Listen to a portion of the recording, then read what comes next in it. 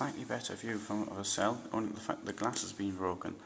There, anyway, you can see inside the cell like this. You can't actually see the toilet. I could with my eye, I can't with the camera. But there wasn't a great deal in there. If there's only one person to a cell, I suppose it wouldn't be too bad.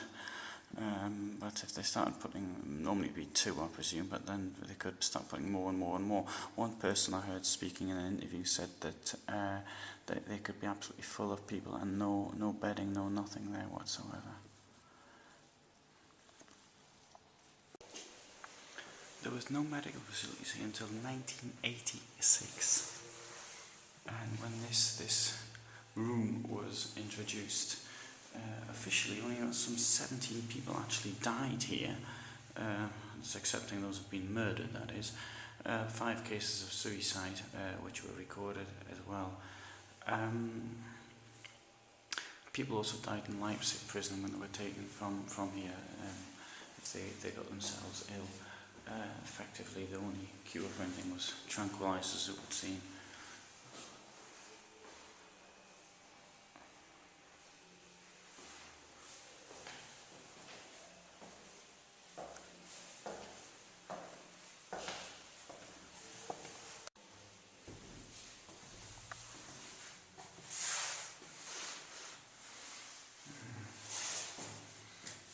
Pretty primitive barbarity. Through the ground. Entirely open.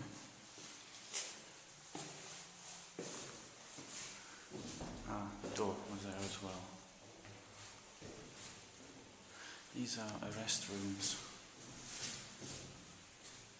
So I presume that means what people are on remand. So people could be held up to 21 days on remand.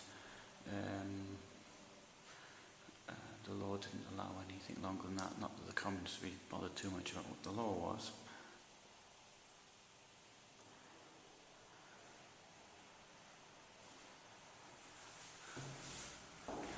It's often the case that remand cells are actually worse than anything else. It's a bit unusual because people under a remand aren't actually guilty.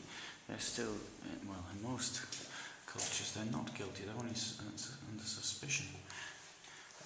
Obviously being found guilty in like National Socialism and socialist states is a different conception in democratic countries.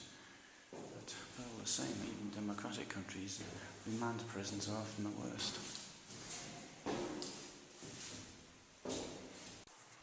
Here we can see what a cell looked like under the Soviet period, 1945 to 1950 more or less. And three people in a cell. Don't know what that bin is meant to represent, or 4 people in a cell. Don't know what bin is meant to represent, but I could guess. There's rather foul smell in here.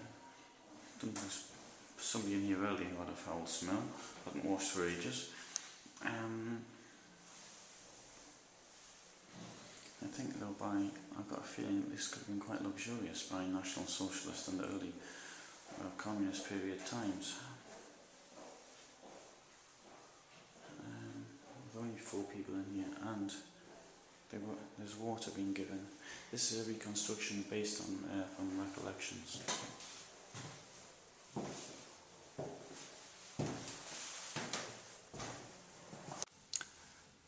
Here we have a copy of the Hamburger Echo of the 15th of May 1950, and in it we can see that the headline, which is mass murder in Bautzen, with over 16,000 people in a yellow camp being held there, and it's a call for help. That shows that it's very clearly known what was happening here in the West. By the 15th of May 1950, we're now entering into the phase of the Cold War, well into the phase of the Cold War, a couple of years after the Berlin blockade. But by then, of course, nothing could be done.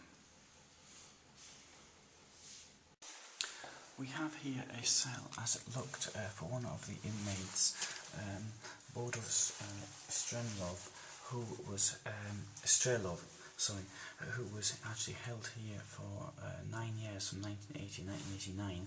He'd spent 22 years in the Navy, East German Navy, complained about the way in which people were actually treated, those who tried to escape, and he decided to have a go at it himself.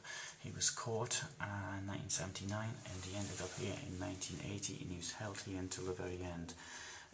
He came back here a few years later, and he was able to actually reconstruct what his cell looked like. He was held in absolute isolation.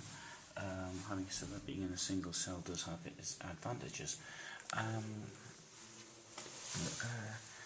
Now he lives in Heidelberg and he works in the computer industry.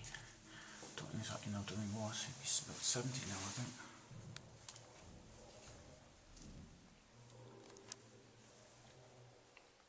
Bodo straight off.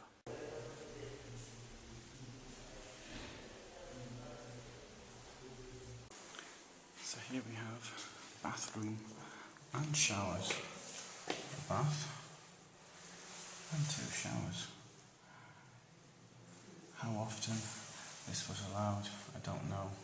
I also don't know from what period this is, but I presume that this is from the 1980s.